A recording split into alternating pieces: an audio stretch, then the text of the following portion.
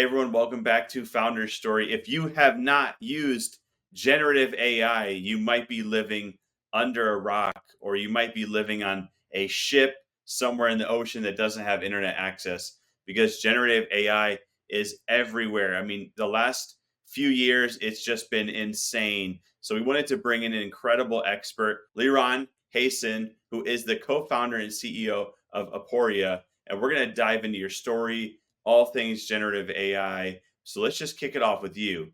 What was your story like? Why did you get into this? And why did you want to found Aporia? Thank you, Dan. Thanks for having me. Yeah, so the reason we started Aporia really was from first-hand experience. I personally started coding when I was 10 years old. Fast forward when I was 24, so I worked for a startup company where we've had a core component of our product which was built on AI. Obviously, back then it was more machine learning than generative AI, but still same concepts. And every time we released our software to production, we had some issues with our clients saying, hey guys, like something isn't working. Can you check this out? And it was always rooted in the very same thing. We had issues with our AI workloads, right? So what we've realized is on one hand, AI has a huge promise and can change the lives of all of us like it just did in the last 2 years. Um, so that's on one hand. On the other hand, unlike traditional software, it's non-deterministic, and this challenge is enormous, right? And this is going to make or break, or whether we as society are going to use AI. Um, and for us, this was a cue that hey, like this is a super exciting problem to work on. We have experienced it on our own. Let's spend the rest of our time in trying to solve that and help other AI teams overcome these challenges. I was reading some stats recently that a lot of corporations, businesses, people, they're disappointed in how AI has not yet transformed their life in the ways that maybe they thought it was going to be.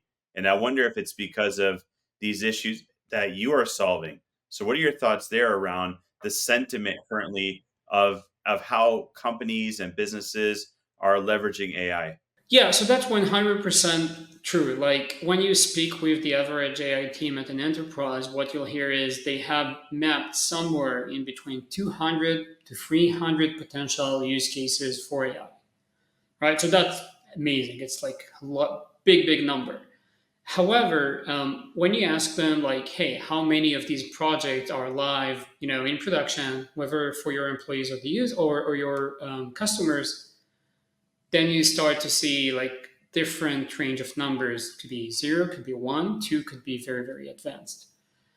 Right, so there's a huge gap. I like to call it the Gen AI chasm, right? Like there's a massive drop in amount of AI projects. So when you ask them like, hey, what's going on? Like where are all these projects?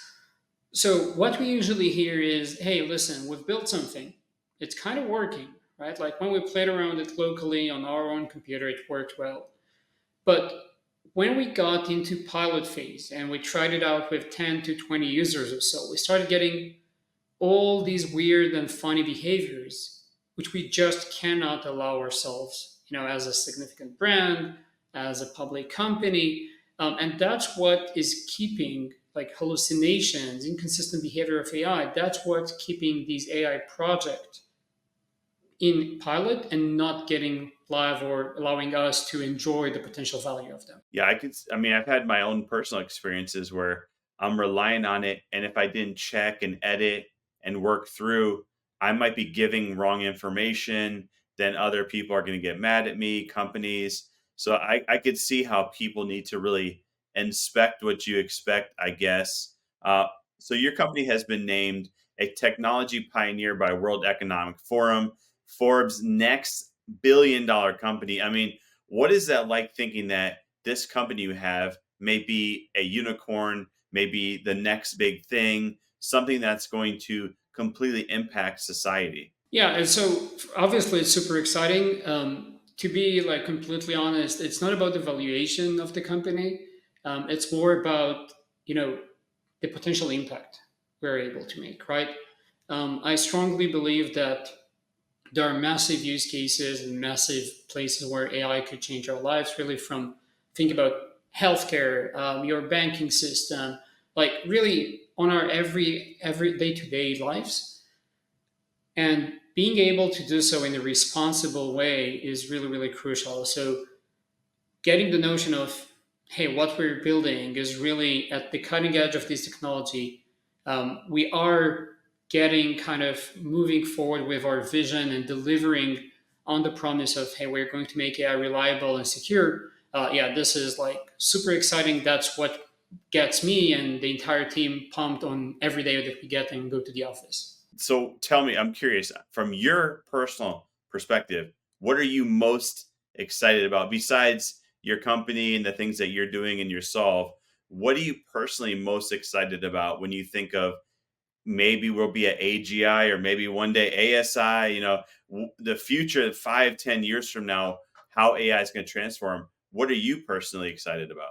So, me personally, I'm excited about healthcare specifically. I think, in healthcare, um, there is really just so much potential to save many lives, to identify, um, disease or illness at a very early stage that today, unfortunately, we cannot do that. Find cures for different type of, cancer and other diseases. So, I think seeing that kind of area evolving, that's what I'm personally most excited about. We had another guest on that with their organization, they're trying to help people live past 200 years old. How do you feel about that? Would you want to live to 200? Or if not, what is an age that you'd want to live to healthy? So yeah, I think it's it's a good question, right? So it depends if in these 200 years do you feel like 200 years old or do you feel younger than that? I think that's kind of the question, right? That Um, is true. Yeah, that's a good point. My number is like 140. If I feel 140, interesting. if I feel like maybe 60, 70 to 140, I think I'm good. But if I feel like 140, I don't want to live to 140. So let's dive into guardrails. Can you explain more about that? Because I'm very interested to hear. I haven't really heard this before, and I want to learn more about like what this is, what would I need to look out for, and how are you solving this? When thinking about AI, and I think in the past 2 years we are all experiencing with ChatGPT and others AI-based solutions, right? What's happening is we feel as if we're talking with a real human being. However, it's not as consistent, it's not as reliable as human being. It can make up facts and be very, very confident about what it says, right? So our thesis and the way we see how the human society can actually use AI as technology is not by blindly relying on AI as technology, but rather having AI or being overseen and guardrailed by human beings. Now, it doesn't mean that there has to be a real human being constantly monitoring every input and every output of these systems. But this is really where an automated system like Aporia and a guardrails platform comes into the picture. So imagine a system that observes every interaction that you have with an AI chatbot or something like that, right? Whether what you're sending is, I don't know, out of place or non-compliant, and how's the response that you're getting from that system, right? So essentially, what our system is doing, it acts in real time.